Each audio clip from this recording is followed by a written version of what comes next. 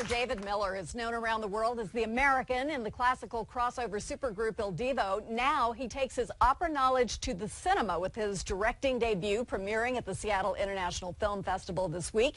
Here with a look at his short film, A Hand of Bridge, please welcome David Miller. Hi. How are you? Welcome. Thank you very much. Doing all kinds of interesting things these days, huh? Yeah. Are you nervous at all about the debut? Exceedingly nervous, actually. Are you?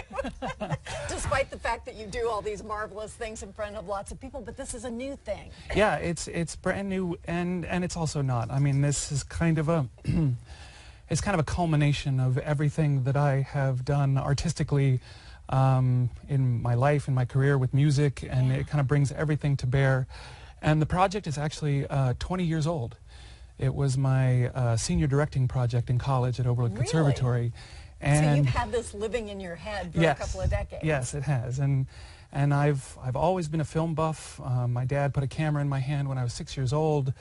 And then when I was 8 years old, Star Wars came out, and that kind of predisposed me to the nature of epic, which is what opera is all about. And then found a voice in high school, became an opera singer in college, did that for 10 years. Then I got snatched up into Il Divo, 13 years of knowing what the populace wants from an evening of music and song, but also having that kind of purist mentality about opera. And so I really feel like opera can have a home in a more modern context of film. And so I kind of have this unique vision of being able to balance the two, hopefully. I'm sure that you have. Tell us a bit about the story. Well, the story is a very simple one. It's kind of a slice of life. It drops into two couples who are playing the card game bridge.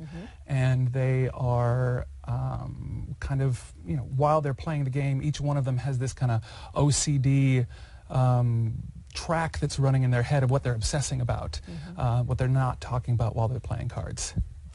What things are really about. Exactly. This is how real life works. There's what we say to each other, and that's what we hold for ourselves. Right, right. So we're going to show a clip, but I want you to set it up. You know which one it is, right? Okay, yes. So I picked the clip that's my clip. I'm in the film as well.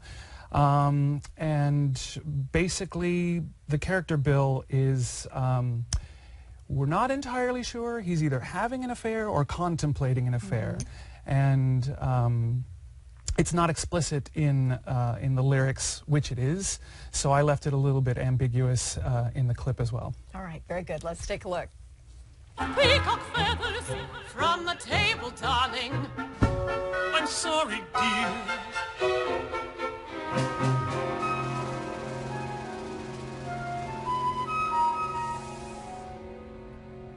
I wonder what she meant by always being dummy. Has she found out about Cymbeline? Cymbeline, Cymbeline, where are you tonight? I want to buy that hat of Where are you tonight? On whose mouth are your murmuring senseless night words with your geranium-scented breath? On whose black shoulder will you strew your blonde hair? To whose bleeding violence will your breast surrender? Is it Christopher, Oliver, Mortimer, Manfred, Chuck, Tommy, or Dominic? Cymbeline, Cymbeline, oh, if only you were my wife, playing cards with me every night. So it's so hard to concentrate on bridge under those circumstances. So your wife is in this film as well, Yes, yes, she is. She plays Sally. She's the one who is obsessed with the hat of peacock feathers, which is the previous scene. And that's an interesting one because there's not a whole lot of setup around that, and why is this, why is she completely obsessing over a hat of peacock? It's pretty much like her mantra. She just says it over and over and over again. And so, do we ever find out? We never really find out, but throughout the course of the piece, you do kind of see, Bill is distracted while playing the game and makes several mistakes, and you kind of get the sense that this isn't normal for him. He's normally pretty good at bridge, and you see on her face she's not only like really embarrassed about kind of him messing up in front of their friends. Does she know why? Does well, she have a hint? we kind of get this sense that she is aware of what's going on with Bill. And this sounds very tense. This is a tense hand of bridge. It's tense. It's uncomfortable. It's you know, and you know, she's in late 50s. It's a period piece, takes place in the late 50s, right. And you know, in that day and age, it's a bit more misogynistic than it is today, and so women were not really as allowed to speak their minds per se, and so her means of having a degree and a measure of control in her life is to go out and spend Bill's money.